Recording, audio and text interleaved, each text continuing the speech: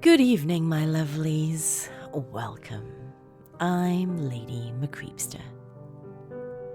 This evening, we have a tale from Creepypasta Wiki by author TeaWithCrowley. A warning though, my dears, this tale is definitely not safe for work and has some sexual depictions. This tale may not be suitable for the younger ghouls amongst us. For the rest of you now, it's time. Come now, my dears. Lean in closer, and we'll begin.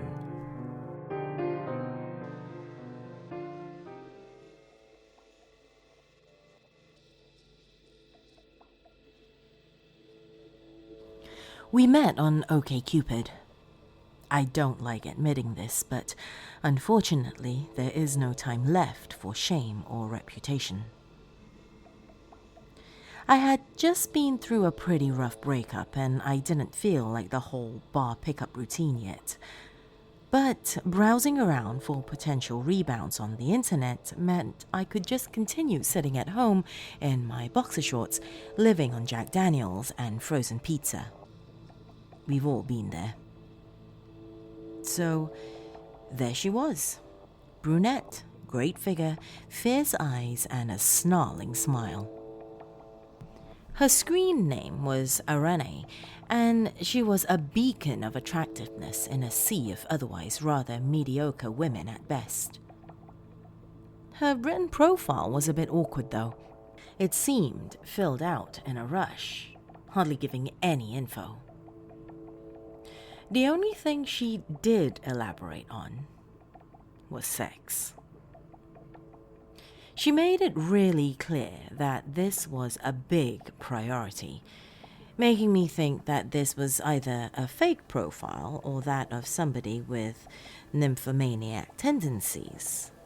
But those pictures, God, I clearly remember her sitting straight up with her legs crossed, naked but obscured by her long hair and shadows, mockingly looking straight at the camera as if to say, "Good luck, you bunch of socially awkward nerds." Writing this is the only way I can get my mind off what's to come. So, forgive me if I digress, but escaping in this writing is all I've got left. Actually, I didn't even feel like messaging her. If it wasn't a fake profile, she probably got hundreds of messages from desperate guys anyway. Now, I'm not a bad-looking guy, and this whole internet dating thing was just a convenient way to get back on the saddle, but still, she seemed a bit out of my league. I was really wondering why the fuck she needed to be on a site like this. Then, she messaged me. "So yeah, I saw you checked out my profile. You seem different than the other guys. Wanna meet up? Nia." Really? This easy? A small pinch of distrust gnawed at me. Then I took a look at the overflowing ashtrays and whiskey bottles littering my room. I scratched my 2-week-old beard. Ah, hell. We met up in a bar. It would have been much better for this story if it was a seedy place, but it wasn't. Neither was it swanky.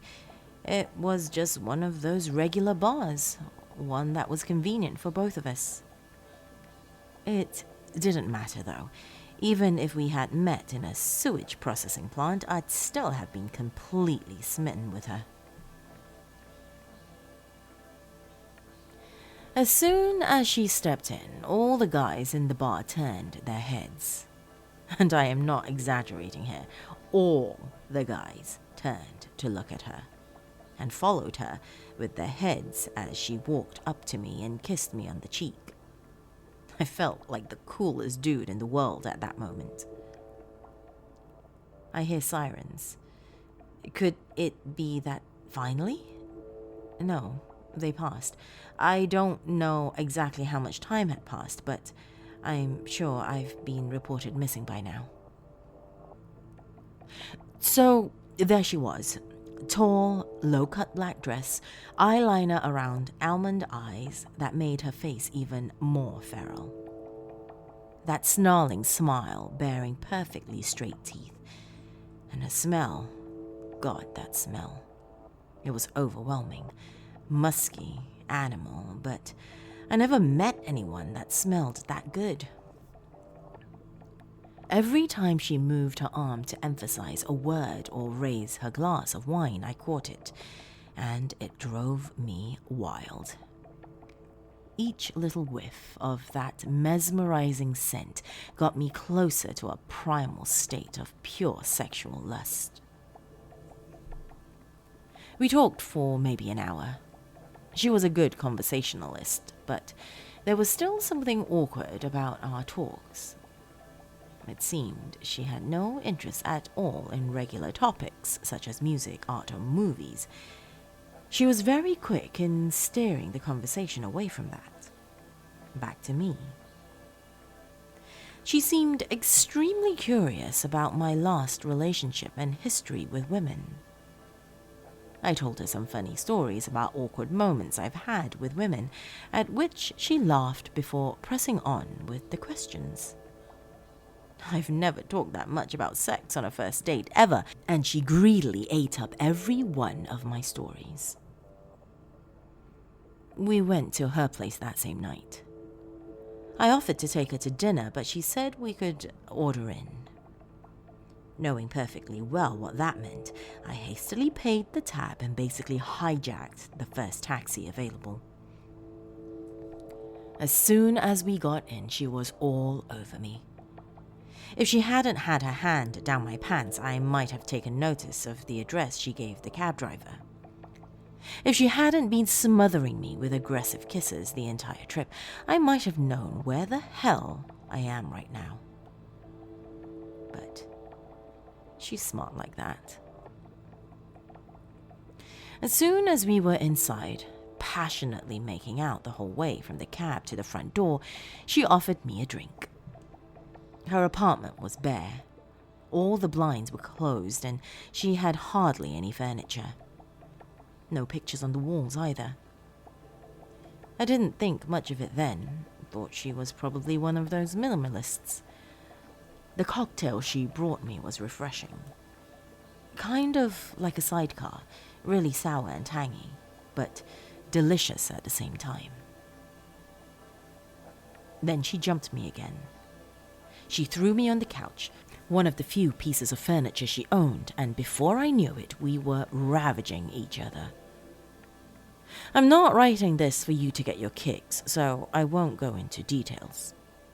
But it was hard. It was mean. Her scent unleashed all my primal desires. It was heaven. Until the room started spinning. Until our movements got me into a trance and I started tripping out. She was straddling me, sitting on top of me and holding me down. I couldn't move. And then the flashes started. Her perfect body distorting for milliseconds. There were too many black eyes. There were spindly, chitinous legs. Sometimes her body seemed to exist of too many sections. And her smell, so mesmerizing at first, became rotten and dusty, like flies that had been drying for too long on a windowsill. Her nails in my chest started to hurt, but she was still riding me with grim determination. The flashes became quicker, like a stroboscope. She kept changing before me, legs, eyes, mandibles, chitin, flesh, teeth. I was horrified. I wanted to cry, to gag, to get out, but she had me pinned. And I came. As soon as I did, she started laughing, a horrible, triumphant laugh while I lay sobbing beneath her. But suddenly, the laughing made place for a snarl. a disgusted, disappointed grunt. She screamed. That scream, that horrible, animal, otherworldly scream. I still shudder when I think of it. She looked down at me with fierce hatred in her eyes and started to maul me. She beat me black and blue. I think she even broke my nose. I was covered in a flurry of punches, bites, and scratches until I passed out. And I woke up in this room. This room filled with human bones. This windowless room with those strange, dried-up, leathery, egg-shaped things. Egg-shaped things with holes in them, like something had crawled out some time ago. I can hear her scuttling outside. Once or twice a day she comes in to bring me a sandwich and some water. Sometimes she sits with me and strokes my hair, softly singing a terrible song that makes me die a little bit inside. I think I know what she wants from me. I think I know why she's keeping me alive. I must have been here for nearly a month now. It'll be that time again soon. I wonder how long it takes for her to find out I'm infertile.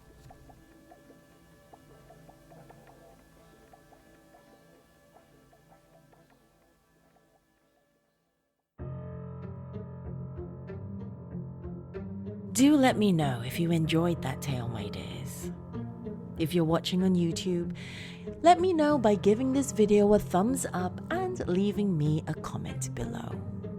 If you're listening on the podcast, reach out to me on social media. Find me by searching Lady McCreepsta on Facebook, Twitter, and now also on Instagram. A very big thank you to all my dark family on Patreon for your support as well.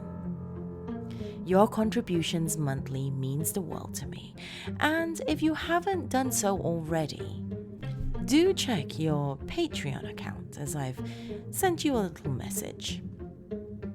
Do reply as soon as possible. To those of you who would like to join these beautiful ghouls as part of my dark family, go to patreon.com/LadyMcCreepsta. You can support this channel and podcast for as little as $1 a month or a mere $12 for an entire year. That is all the time we have this evening, my lovelies. If you've just stumbled upon my realm, be sure to hit that subscribe button and that bell icon as well on YouTube before leaving. For now though, my dears, I bid you a good night and sweet dreams.